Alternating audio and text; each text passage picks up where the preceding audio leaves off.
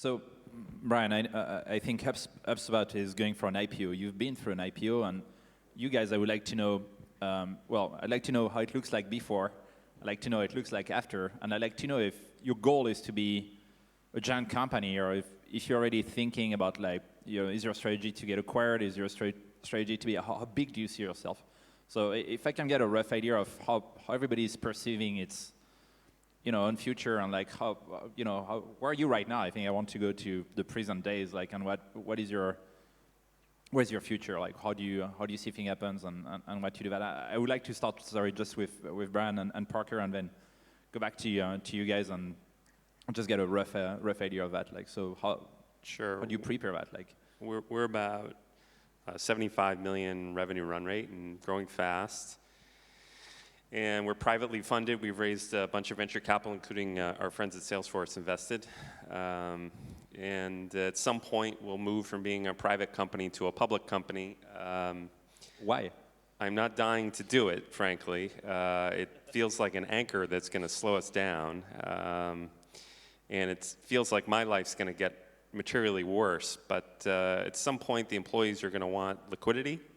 The investors are patient now, but at some point they're going to want liquidity. I think there are some brand benefits to being public, so at some point we'll flip to being private to public. But for the life of me, I can't figure out a reason to rush that at all. How about you, Parker? Was it moveless? Like, did so, half of your employee left, or? We went public in 2004, I think. And it was actually, I mean, it's hard to think of this now, but we went public mainly because we wanted people to trust us. And people did not necessarily trust cloud computing. They didn't certainly trust a brand new company. Are we going to be around to stay? We chose to list on the New York Stock Exchange because it had harder listing requirements than NASDAQ. And it was all a strategy for basically proving out that we'd gone through this hard vetting process, that our financials were looked at, that we were solid, we had the right controls in place, and that people could trust us and trust their businesses on us. It was a milestone. It's a great event. It's not fun being a public company. We're announcing our earnings tonight, France time. So it's something that sometimes being public, you do things that you wouldn't normally want to do when you're a private company. It doesn't necessarily do the right thing at the time, but you have to, meet the street. You have to meet the earnings of your investors. But it's just a point in time. It's a marker of time. It didn't change anything. What's that? It didn't change anything. It wasn't like. The only thing it changed is my other two co-founders ended up leaving. They had what I call affluenza. And they are not really with the company anymore. Which is okay, but Mark and I are continuing it forward, and we want to keep growing. We see ourselves a $10 billion company, 20 billion, and we want to keep going. So what about you guys, Rachel, Clément? I know you're far away from the IPO, so maybe it's more about, like, do you think about these things? Like, is it something you even think about, or do you think about, like, I know some serial entrepreneurs, as you said, like their strategy, or even VCs. Actually, if I may just give one statistics, it's an American one, but I think it's only 16 or 17% of the Inc. 500, the 500 fastest growing company in the US, who actually get VC backed or any kind of investment. Like, most of them are actually, just bootstrapping. But do you think about that, like, right now? Is it something you're like, I'm doing this thing for 5 years, I'm making an exit, and I make $10 million, and then I do something else? Or do you think about, how do I get bigger? Like, how do I, what do you guys think about right now? Like, what's going on for, like, your growth strategy? When you are in a cloud business, you must learn to scale from day one. Each code lines of code, you have to think every day. You are thinking about scalability, worldwide access, etc. So every day you are thinking about something worldwide. So of course, it forces you to think big every day. So yes, today I can say that I'm very ambitious, and I am comforted. I have customers worldwide. That's a great journey we are experiencing with my team. And by default, I think big, and my team think big, and we have a huge market, so we absolutely want to continue to go on. And about acquisition or else, if you switch your state of mind, if you think about just being acquired or else, you are losing, you are going too far from your product and from your how you can satisfy your customers. You know, you are just thinking about acquisition or else. I think that you're missing the point to develop your business. So, and I think it can be really risky. So we are in the first option right now. There's once again two things. So we are doing 3D printing, and 3D printing is a really hype subject today. So we want to be big because 3D printing is going to be big. So that's the first thing. And the second thing is that we just raised money, and when you go through this process, you're forced to think big, and you're also forced to think about the exit, which is something that is missing from the first days of creating a company. So I don't think about my exit from day one. But yes, that's true that by doing this fundraising, you need to find some way or some other way to explain where you want to exit. I don't believe that investors really trust you when they ask this question. So when are we going to exit? I don't believe they trust us, but okay, we have to give an answer. Good. I'd like just to continue the conversation we had like on stage right before we started this thing. I'm not sure if you remember about merger and acquisition. So it's gonna be for you guys, but I'm interested about when you acquire a company and you get a team of founders like you guys, or like you also, like, does it always go well? Like, how do you deal with that? How do you deal with getting a different company with a different spirit, with a different strategy, or it could be the same? Like, how does it go? And are you still a startup? Is also a question I would like to ask you. After growing that much, I know Google see himself as a startup. I know other companies, especially in France, like are I would say like far away from being a startup anymore. But at one point, do you stop being a startup?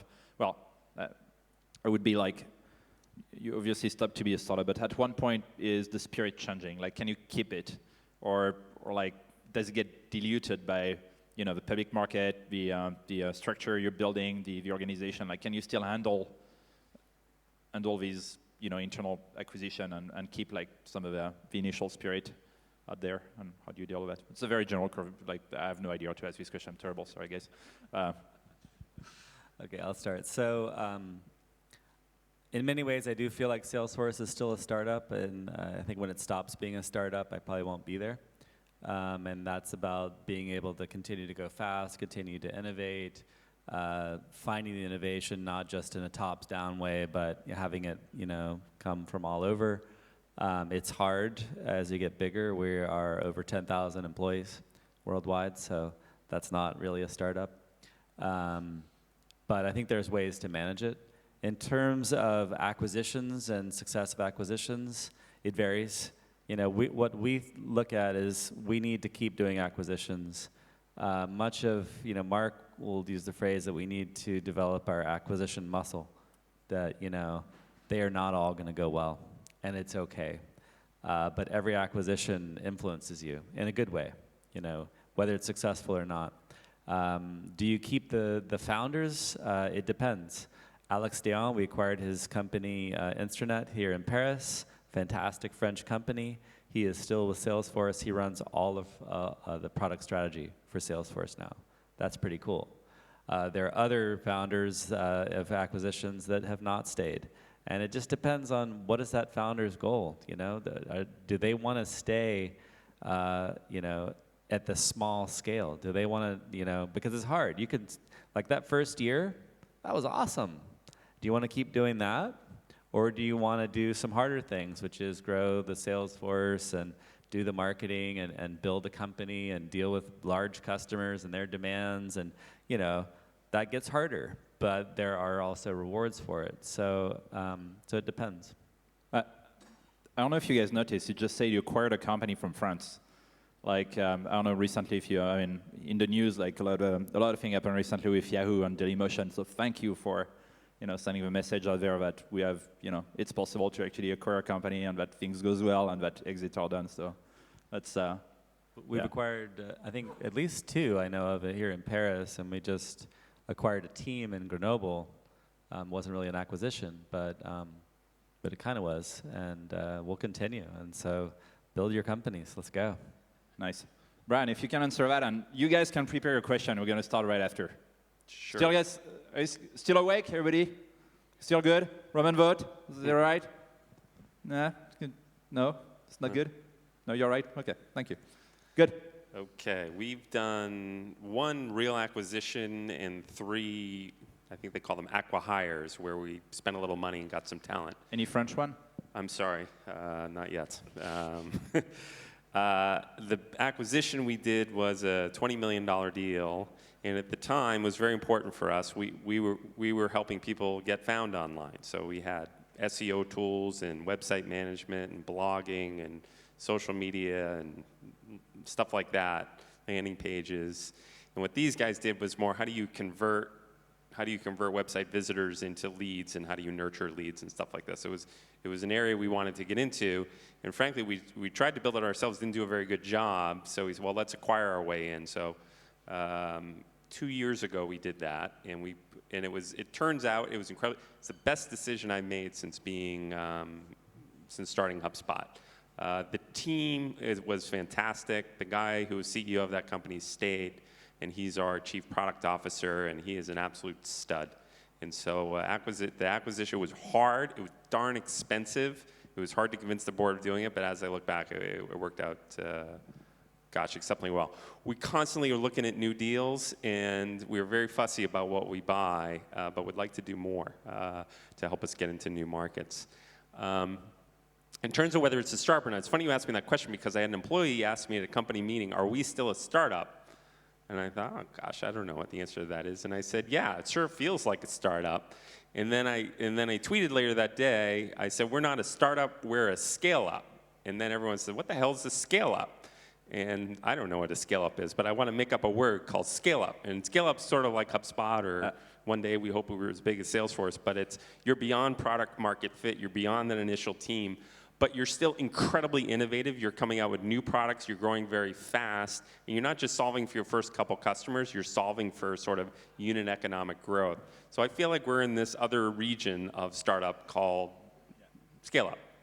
It's funny you say that, actually. I've got the domain name scale.com, and we had the same discussion with Brad Feltz. Maybe you know him, and he's that is something I know. Steve Lank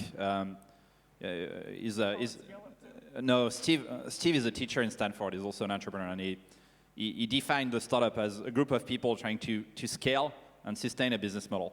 And when he speaks about startup, he says, you don't want to be a startup. It's terrible. Like, you want to get out of that and actually to focus on the scale after. And that's well. So I just want to give you guys some perspective out there, like for the people here who wants to create a business. But the way you make an economy works, and the way you get more GDP, you get more growth, you get more innovation, is going precisely through these scale-ups, also called Gazelle, I think, by other people. But you have to realize that I think in the US, the net job creation, 100% of it is created by these high-growth company, almost like about 80% of it, if I'm correct. So we need more of them, and I do like the name also, Scale-Up. I think it's deep. So you guys still scaling, right? Good. And so guys, if you have any question, can you raise your hand? Luke, do you have a mic, or do you have something? No, I can't throw it at you guys.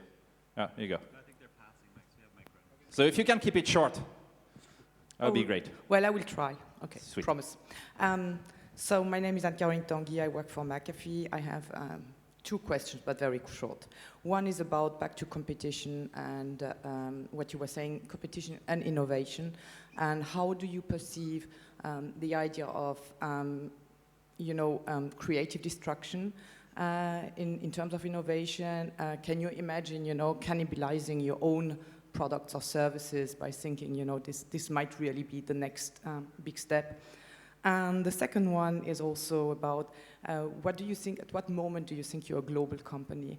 Are you global as Rachel because you already work, you know, you're already selling in New Zealand, in South Africa, in different places? Are you global because you have offices in the different places? Or are you global because at your board, at executive level, you have people from, you know, diverse profiles coming from all over the places worldwide? Hope I was fast enough.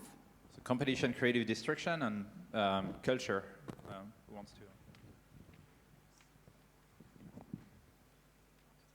I'll take it. Thank you.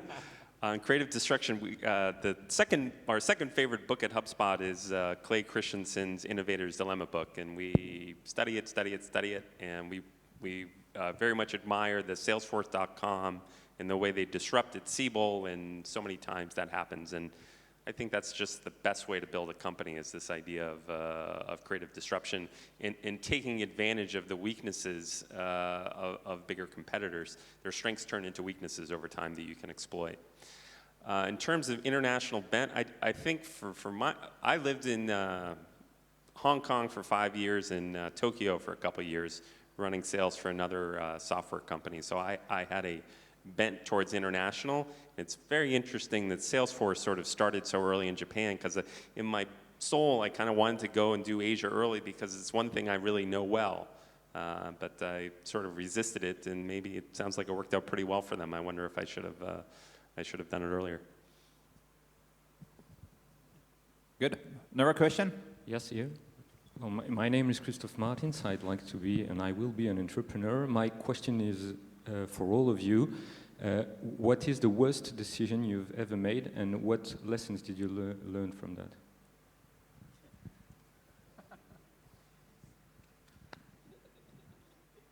The worst decision? The worst. Maybe you never had. I would say, yeah. If you guys can think about anything that went very bad, and somehow how do you survive it? No, they don't make bad decisions. No, I'm the one that make a bad decision actually. So, yeah, we make a lot of bad decisions. That's the general sense of deciding alone or just in two people. Probably the bad thing was to start a factory up front before getting the software and before getting a real customer and before getting a real sense of this technology. It was a bad decision and also a bad decision of rich people. So we had the money, so we created the factory. That's it. We get out of this by doing what we should have done first. So we created the market and the media attention, and that's why we are here today. I think it's hard to think about the one bad decision, and I think it's the wrong way to look at it. I think there are millions of bad decisions all along the way, and it's, you know, how do you recover from those? How do you respond to them? How do you learn from it? You know, I can list out, there's not one where I go, gosh, that's the one thing, if we had just not done that, you know. I mean, I can go through, you know, through the history, and we'll continue to make bad decisions. And startup and great companies are about iteration and learning from failure and accepting failure, and have a culture where failure is celebrated, which is really hard. I mean, I think even at Salesforce, we can do a much better job. But you need to fail. You need to fail quickly, and you need to learn from it. And I don't think those are failures. I have projects I keep reminding my team of that they cringe when I bring up the code names and like, that was you know. But that's what we've learned from, and it's actually brought some really cool technology innovation for us. Yes, it's the same. I would say the same. You are always taking bad decisions for also good ones, but yes, there are millions of ones. But the true, the most important thing is how you answer to that, how you deal with that with your team, how you share information, how you are transparent with your customer, with your provider, or else. It's more the way you are dealing with the problem. It's how you deal with the incidents. Yeah. that matters.